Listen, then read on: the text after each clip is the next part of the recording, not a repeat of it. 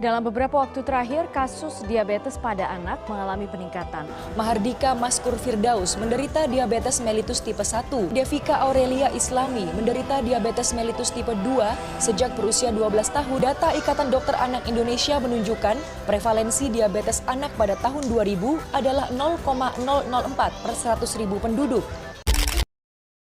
Diabetes atau yang sering dikenal dengan nama kencing manis adalah kondisi di mana terdapat jumlah gula yang tidak normal tingginya di dalam darah. Tetapi bagaimana sih caranya gula-gula tersebut menumpuk jumlahnya di darah kita?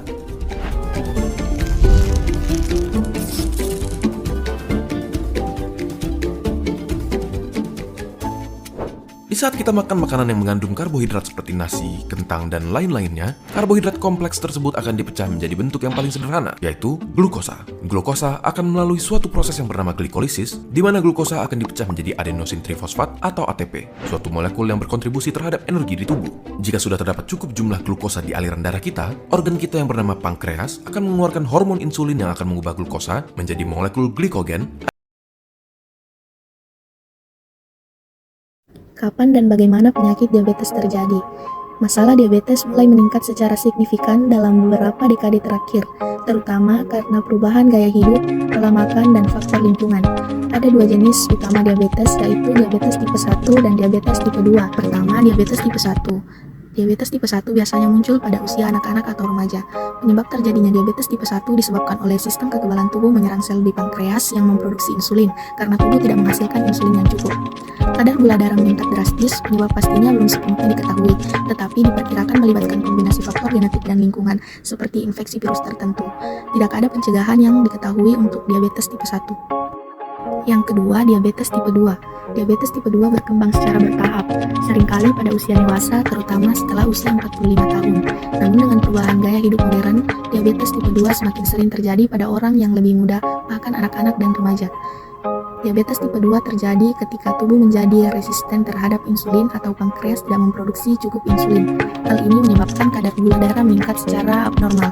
Apa penyebab diabetes tipe 1? Penyebab diabetes tipe 1 diantaranya gangguan sistem kekebalan tubuh, faktor genetik, lingkungan, dan faktor lain.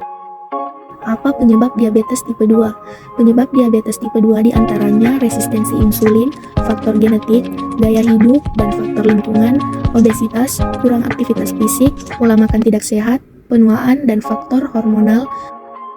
Penyebab lainnya diantaranya diabetes gestasional, riwayat keluarga, tekanan darah tinggi, kolesterol tinggi, dan merokok. Siapa saja yang terkena dampak dari masalah diabetes tersebut? Yang pertama, individu dengan riwayat keluarga diabetes karena faktor genetik. Yang kedua, anak-anak dan remaja. Yang ketiga, orang dewasa. Yang keempat, orang dengan kelebihan berat badan atau obesitas. Yang kelima, kelompok etnis tertentu. Yang keenam, wanita yang pernah mengalami diabetes gestasional. Yang ketujuh, orang dengan gaya hidup sedentari atau kurang aktivitas fisik. 8. Orang dengan masalah kesehatan lainnya. Yang kesembilan, orang dengan riwayat prediabetes. 10. Masyarakat dengan akses kesehatan terbatas. 11. Orang tua, dan yang ke-12, merokok. Apa saja kebijakan sebelum untuk mengatasi masalah tersebut? Yang pertama, peningkatan kesadaran dan edukasi masyarakat, seperti kampanye kesehatan publik atau edukasi pasien diabetes. Yang kedua, penguatan sistem pelayanan kesehatan seperti akses lebih baik ke perawatan dan pengobatan. Yang ketiga, deteksi dini dan screening diabetes seperti program screening massal. Apa saja hasil yang didapat? Yang pertama, meningkatnya kesadaran global tentang resiko, gejala, dan cara pencegahan diabetes. Yang kedua, memudahkan orang mendapatkan pengobatan diabetes secara terjangkau. Yang ketiga, memungkinkan intervensi lebih dini dan mengurangi komplikasi. Alternatif kebijakan yang dapat diambil untuk memecahkan masalah diabetes.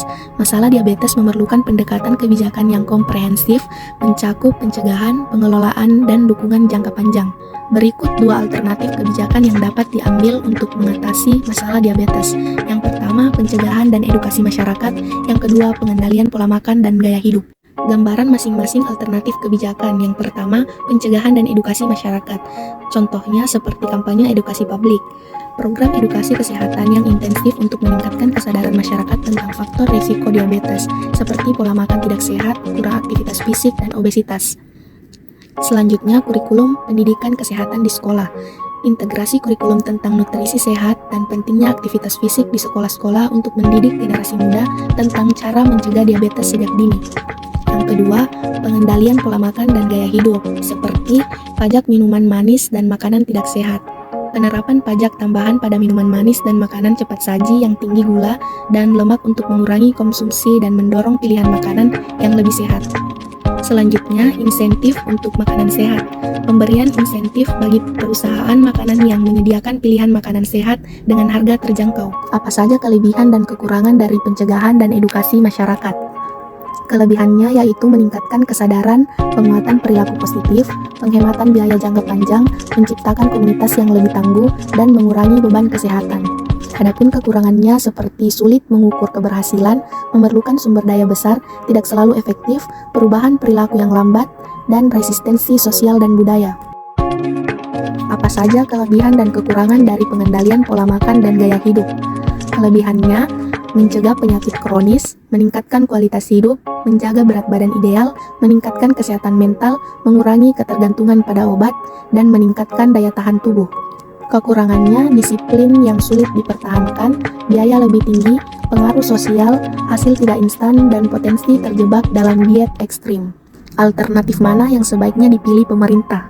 Alternatif yang sebaiknya dipilih pemerintah yaitu alternatif kebijakan pencegahan dan edukasi masyarakat. Alasan yang dapat mendukung alternatif kebijakan pencegahan dan edukasi masyarakat. Yang pertama, meningkatkan kualitas hidup. Edukasi masyarakat tentang pencegahan diabetes membantu meningkatkan kesejahteraan masyarakat secara keseluruhan, baik dari segi kesehatan, keamanan maupun lingkungan hidup. Yang kedua, meningkatkan kesadaran dan perubahan perilaku melalui kampanye edukasi. Masyarakat lebih sadar akan risiko yang dihadapi dan terdorong untuk mengubah perilaku menjadi lebih positif dalam mencegah diabetes. Apa saja kelemahan atau keterbatasan alternatif pencegahan dan edukasi masyarakat?